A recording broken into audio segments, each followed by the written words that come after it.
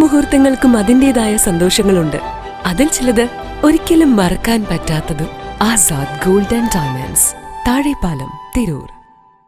ചങ്ങരകുളം ടൗണിലെ സൗന്ദര്യവൽക്കരണത്തിന്റെ ഒന്നാംഘട്ട പ്രവൃത്തി ഉദ്ഘാടനം ചെയ്തു. പി നന്ദകുമാർ MLA ആണ് ഉദ്ഘാടനം നിർവഹിച്ചത്.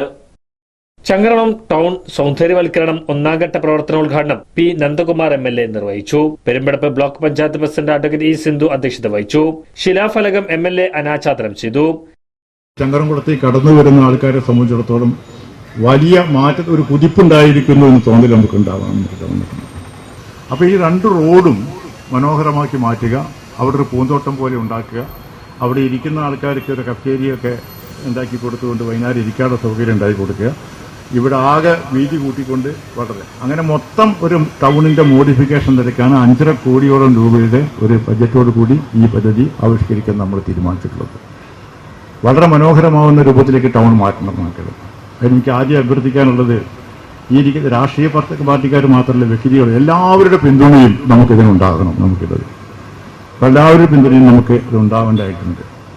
വല്ല കുറവും നമുക്ക് വരികയാണെങ്കിൽ സാമ്പത്തികമായിട്ടുള്ള വിഷമം കൊണ്ട് ചങ്ങരകുളം ടൗണിന്റെ വികാസം ഇല്ലാതിരിക്കില്ല. ഞാൻ ഉറപ്പുവരികയാണ്.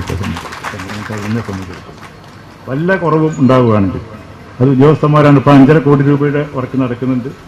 ഇനിയും വല്ല കുറവുണ്ടെങ്കിൽ ഞങ്ങൾ സാക്ഷി നിർത്തി പറയുകയാണ്, ഞാൻ MLA ആണെങ്കിൽ അത് തരും. ചങ്ങരകുളം ടൗണിന്റെ വികാസത്തിനെ സംബന്ധിച്ചിടത്തോളം നമുക്ക് അതിനുള്ള ഏർപ്പാട് നമുക്ക് ഉണ്ടാക്കാൻ പറ്റും. അങ്ങനെ ചങ്ങരകുളം ടൗൺ എല്ലാം കൊണ്ടും ഒരു മനോഹരമായ ടൗണാക്കി മാറ്റാൻ വേണ്ടിയിട്ടുള്ള ഒരു ഇടപെടൽ നമുക്ക് നടത്താൻ കഴിയണം. പൊതുമരാമത്ത് വകുപ്പ് ഉപവിഭാഗം assistant executive engineer MK Simi report അവതരിപ്പിച്ചു. ഗ്രാമപഞ്ചായത്ത് പ്രസിഡന്റുമാരായ KV ഷഹീർ, മിസ്രിയ സൈഫുദ്ദീൻ, ജില്ലാ പഞ്ചായത്ത് അംഗം ആരിഫ നാസർ, ആലങ്കോട് ഗ്രാമപഞ്ചായത്ത് പ്രസിഡന്റ് പ്രബിത, പൊതുമരാമത്ത് വകുപ്പ് എക്സിക്യൂട്ടീവ് എഞ്ചിനീയർമാരായ CH അബ്ദുൽ ഗഫൂർ, M ഷംസുദ്ദീൻ തുടങ്ങിയവർ സംബന്ധിച്ചു.